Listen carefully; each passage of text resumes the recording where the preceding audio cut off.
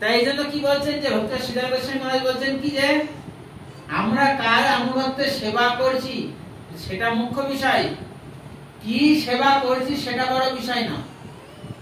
অনেকে মনে করে ভক্তির অঙ্গ ভগবানের কথা কীর্তনই সবকিছু, ভগবানের কথা কীর্তন করলে সবকিছু সিদ্ধি হয়ে যাবে, আর বাকি অন্য কোনো ভক্তির অঙ্গ যাজন করলে সেই ফল লাভ করা যাবে না। ভক্তের শ্রীধর গোস্বামী মহারাজ কি বললেন, কার আনুগত্যে সেবা করছি সেটা মুখ্য বিষয়, তাদের যদি নিম্ন অধিকারীদের সেবা করবে সেই নিম্ন অধিকারী সেবা করেও সর্বসিদ্ধি হতে পারে। এই জন্য বলছেন কার গাইডেন্সিতে আমরা সেবা করছি। এত সুন্দর সুন্দর বিচার করেছেন মহারাজ। তো মহারাজ উদাহরণ দিচ্ছেন,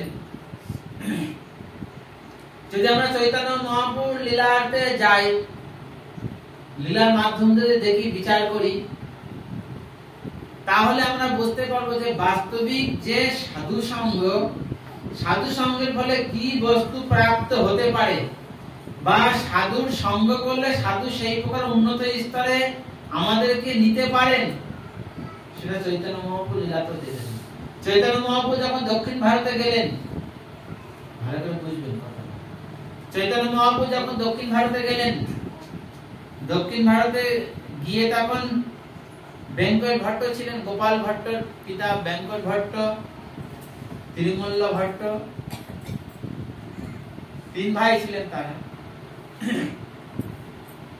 তো যখন সেখানে গেলেন, বেঙ্কট ভট্ট লক্ষ্মী নারায়ণের উপাসনা করতেন। তো যখন লক্ষ্মী নারায়ণের উপাসনা করতেন, তা মহাপ্রভু যখন 4 মাস গিয়ে ওখানে দক্ষিণ ভারতে ছিলেন। শ্রীরামে যে মন্দির আছে, আপনারা গেছেন কিনা জানি না অনেকে, শ্রীরামে মন্দিরের ঠিক পিছনের সাইডেই ওই বেঙ্কট ভট্টের সেই মন্দির এখন আছে, যে মহাপ্রভু জগন্নাথ বলদেব সুভদ্রাকে স্থাপন করেছিলেন, এখনো সেখানে আছে সেই সময় থেকে। যখন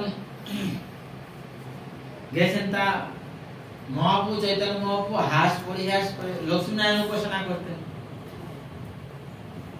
তা লক্ষ্মীনারায়ণ উপাসনা করতেন, তা চৈতন্য মহাপ্রভু বলছেন, প্রভু গায়ে ভট্ট তোমার লক্ষ্মী ঠাকুরানী কান্ত বক্ষ স্থিতা পতিব্রতা শিরোমণি। লক্ষ্মী দেবীর খুব গুণাগুণ কীর্তন করছেন। কি বলছেন, প্রভু গায়ে ভট্ট তোমার লক্ষ্মী ঠাকুরানী, বেঙ্কট ভট্টকে বলছেন চৈতন্য মহাপ্রভু, ভালো করে শুনবেন কথাটা, বলছেন যে তোমার এই যে লক্ষ্মী ঠাকুরানী বক্ষ স্থিত, নারায়ণের সবসময় বক্ষে নিবাস করেন, ये लक्ष्मी ठाकुरानी पतिव्रता शिरोमणि बोलছেন।